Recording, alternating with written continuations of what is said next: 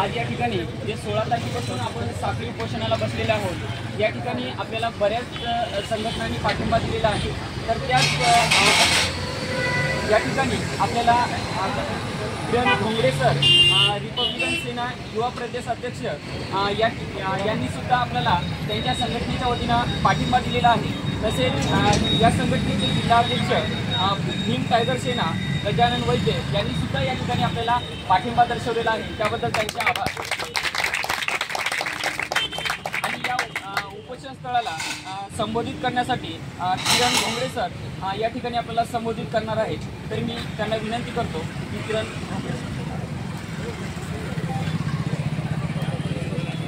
क्रांतीसूर्य भगवान बिरसा मुंडा तुमचे माझे सर्वांचे भाग्यविधाते डॉक्टर बाबासाहेब आंबेडकर यांच्या प्रती आजच्या या आंदोलनाच्या प्रसंगी मी तीव्र अभिवादन करतो।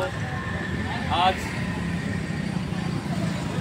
जिल्हाधिकारी कार्यालय हिंगोली कार्यालयाच्या जमाती विद्यार्थ्यांचं पदमागणी सुरू आहे। त्या उपोषणाचा 6वा दिवस आहे। खरं तर या राज्यामध्ये आणि या जिल्ह्यामध्ये विद्यार्थ्यांना आपल्या प्रश्नावरती या ठिकाणी साखळी उपोषण करावं लागतं, ही अतिशय दुर्दैवाची गोष्ट आहे। आणि म्हणून विद्यार्थ्यांना रस्त्यावरती आणण्याचं काम राज्य सरकारने केल्यामुळे या राज्य सरकारनं या ठिकाणी सर्वप्रथम रिपब्लिकन सेनेच्या वतीने जाहीर त्यांना निषेध करतो।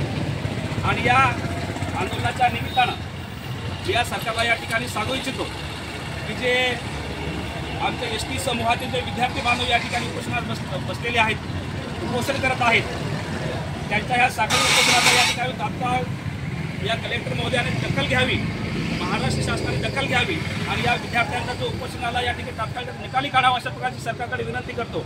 आणि जर या जिल्हा प्रशासनाने किंवा महाराष्ट्र शासनाने जर या विद्यार्थ्यांच्या प्रश्नाकडे दुर्लक्ष केलं तर निश्चितपणे रिपब्लिकन सेना राजकीय पक्षाच्या वतीने या शासनाच्या विरोधामध्ये या साखळी उपोषणाला पाठिंबा देण्यासाठी निश्चितपणे हिंगोली जिल्ह्यामध्ये प्रत्येक तालुक्यामध्ये रिपब्लिकन सेना त्या ठिकाणी आंदोलन करण्याची भूमिका या ठिकाणी घेणार आहे। तेव्हा या सरकारने या विद्यार्थ्यांच्या भावनेचा आणि त्यांच्या आंदोलनाचा जास्त भडका या हिंगोली जिल्ह्यामध्ये होऊ नये यासाठी या प्रशासनाने 2 पावले उचलून या विद्यार्थ्यांच्या समस्यावर तात्काळ त्यांनी तोडगा काढावा अशा प्रकारची या ठिकाणी विनंती करतो।